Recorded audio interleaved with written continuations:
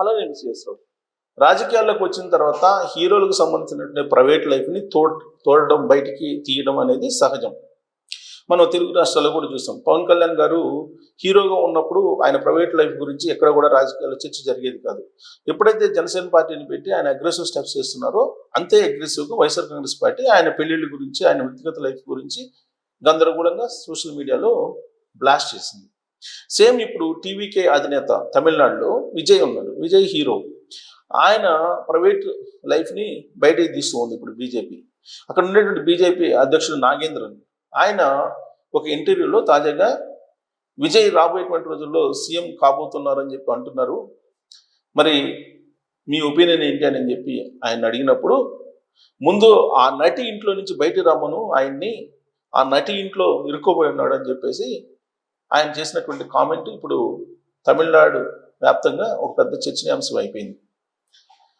అన్నా DMK అనేదేమో already MGR నుంచి వచ్చింది, డిఎంకేమో అన్నాదురై నుంచి వచ్చింది, డిఎంకేకేమో స్టాలిన్ ఉన్నాడు, అన్నా డిఎంకేమో పళనిస్వామి ఉన్నాడు.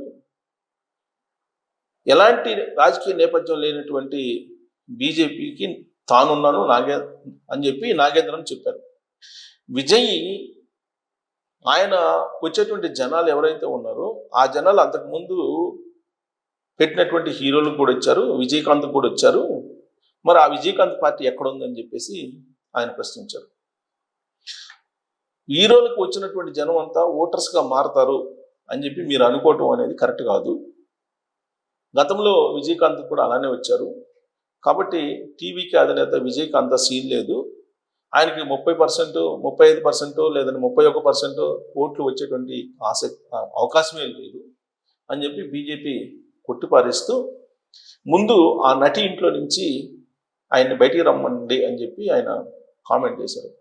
ఏ నటి ఇంట్లో నుంచి బయటికి రమ్మన్నాడు, ఏ నటి దగ్గర ఇతను బందీ అయిపోయాడు అనేటువంటి ఒక చర్చ ఇప్పుడు తమిళనాడు రాజకీయాల్లో బాగా చర్చ నడుస్తుంది.